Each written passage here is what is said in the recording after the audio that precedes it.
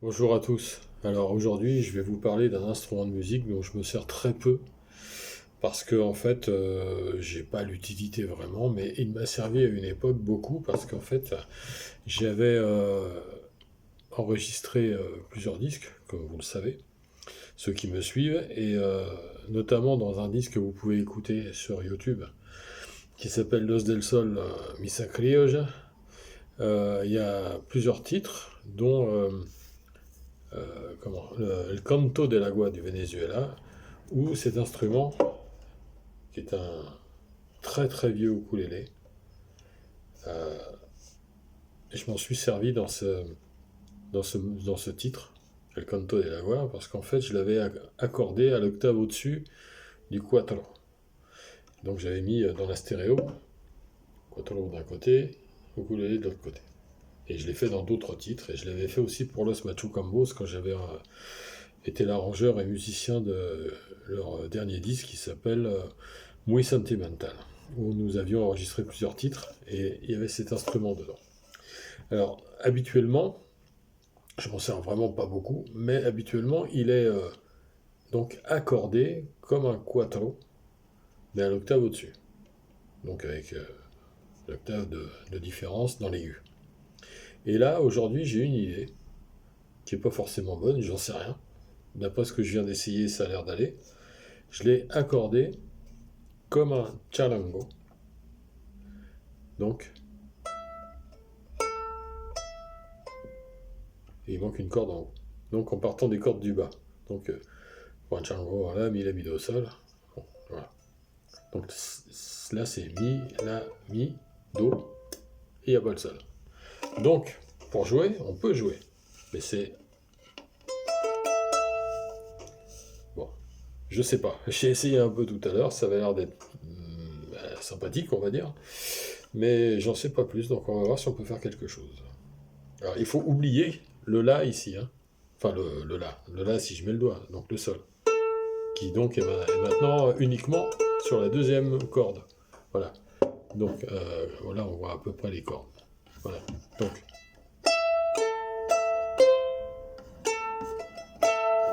donc alors en plus, bon, il faut quand même signaler une chose intéressante, c'est que c'est ici pour accorder, c'est des chevilles.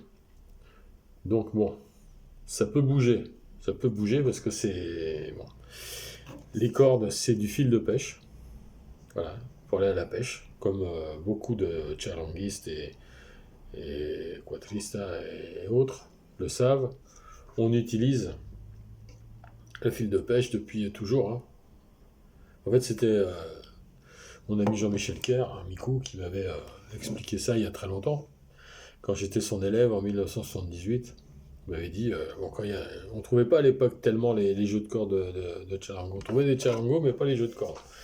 Et donc il m'avait dit, bah, le mieux c'est d'aller dans les magasins de pêche et prendre du fil de pêche. Et ce qui est intéressant, c'est que quand on prend un diamètre de fil de pêche dans un magasin de pêche, on a donc un rouleau et ça fait 100 mètres. Donc 100 mètres, c'est toute une vie. Hein. Moi, j'ai des bobines ici, dont celles qui ont servi pour là, que j'ai depuis que je suis, depuis 1978, donc j'avais 18 ans. Donc voilà.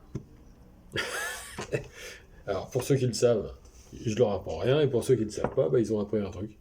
Donc quand vous n'avez pas de corde, alors c'est bien d'aller sur Amazon et compagnie, ou Le Bon Coin, ou j'en sais rien, ou Vinted, ou je sais pas, tous ces machins-là électroniques là. Mais bon, un magasin de pêche c'est très bien. Et moi j'ai une adresse super que je peux donner à l'occasion. Mais d'ailleurs je vais le faire tout de suite. Le nom de la rue je m'en souviens pas, mais je sais que c'est le métro La Tour Maubourg. C'est à côté des Invalides à Paris, pas loin de la rue Saint-Dominique. Et c'est à côté en fait d'une petite rue qui s'appelle la rue de la Comète. Et pourquoi je sais dans ma tête la rue de la Comète, c'est parce que dans cette rue-là, il y a un magasin argentin qui s'appelle Carnard et qui est où je vais régulièrement. Des gens très sympathiques que je connais un peu depuis des années. Et j'achète du maté de temps en temps. J'achète ailleurs en général, mais de temps en temps j'aime bien aller les voir quand même. Voilà. Et donc, tout ça pour vous dire que le fil de pêche, c'est ça. Un peu basse, c'est là. Voilà. Alors moi j'utilise très peu l'accordeur, hein. J'en ai même deux, dont un qui a plus de pile, donc voilà, mais j'en ai un qui marche très bien, un Korg, marque Korg. Et j'utilise pas beaucoup parce que je préfère le faire à l'oreille. Bon, ça c'est chacun fait ce qu'il veut, il n'y a pas de souci.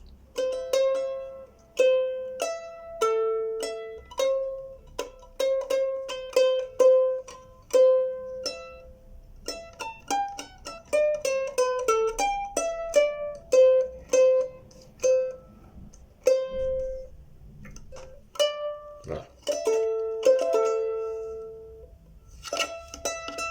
On va essayer de faire un truc, hein, je sais pas, là c'est vraiment de l'improvisation. Hein.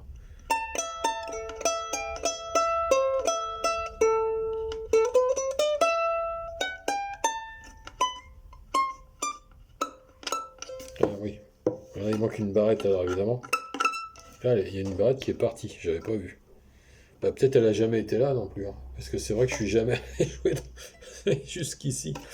Bon, bref.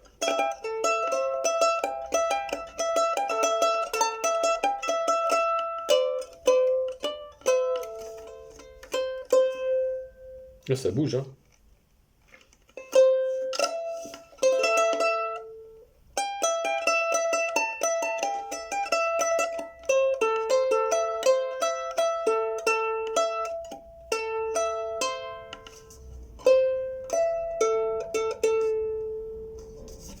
Ah, ça bouge beaucoup même.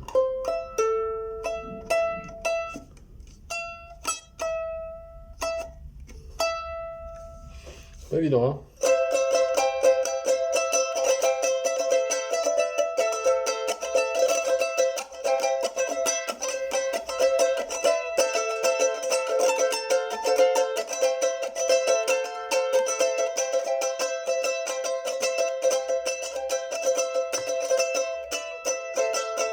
En fait, il faut penser à enlever ses doigts.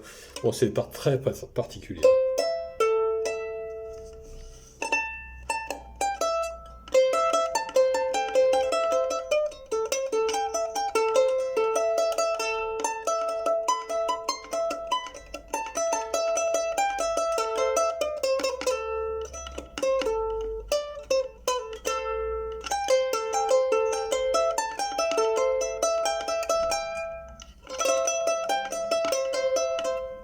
Bon, alors je vais peut-être arriver à le maîtriser d'ici quelques jours, mais pour l'instant, c'est pas terrible. Hein.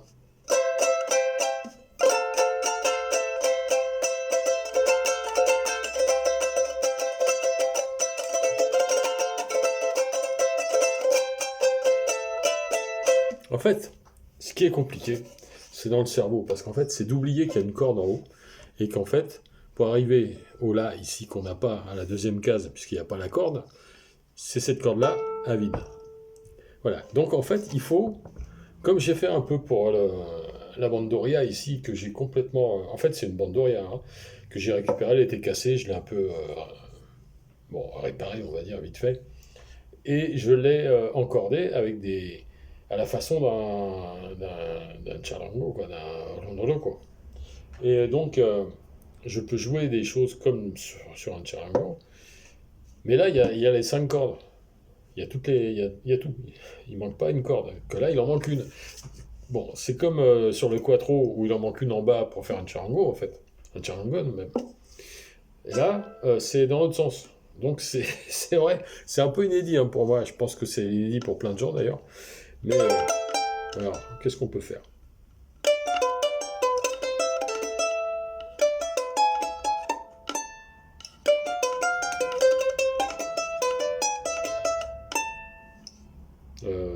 C'est handicapant, hein.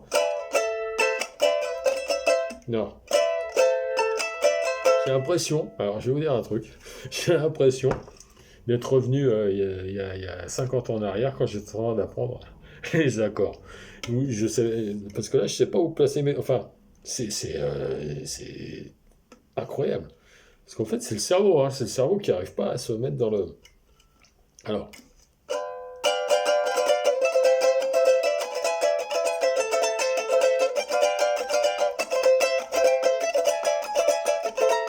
non. Ah oui. Puis il faut faire attention aux écarts, notamment entre les cases. Moi, c'est rigolo cette histoire. Hein.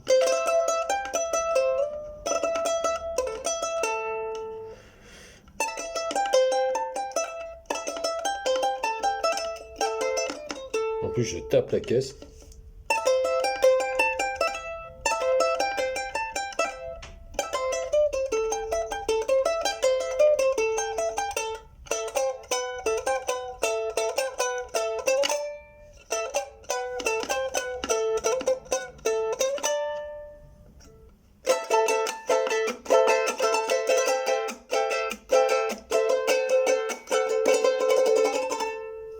Alors, là, ça se complique.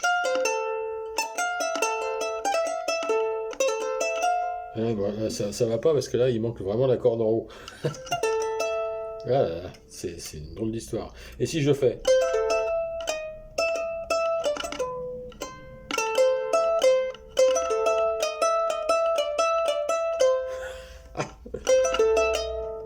Alors...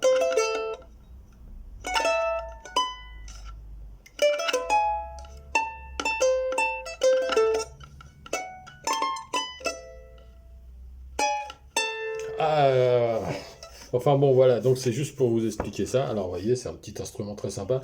Je l'avais acheté à l'époque, je me souviens, 30 francs. 30 francs, donc c'était il y a longtemps. Ça devait être en 76 ou... Non, pas en 76, en 86 ou en 87. 1986 ou 1987. Dans une brocante, enfin une braderie plutôt, à l'époque, dans la ville où j'habitais, à Houille, en banlieue parisienne. Voilà, il est très abîmé. C'est pas moi qui l'ai abîmé, il était déjà abîmé, hein. Donc bon, voilà, c'est rigolo. Enfin, je sais pas si ça vous fait rire, mais moi, ça me fait rire.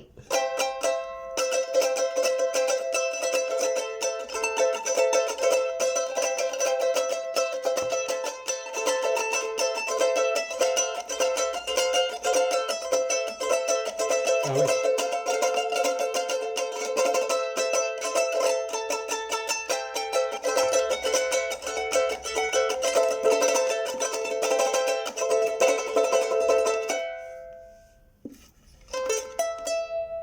Bon, on va voir ce qu'on fait par la suite avec, ou si je le réaccorde comme un quattro, mais à l'octave au-dessus. Voilà, donc c'était un ukulélé très ancien, mais qui fonctionne. Donc c'est ça l'intérêt des instruments de musique, c'est de les faire refonctionner quand ils sont un peu usés et malades. Bonne journée!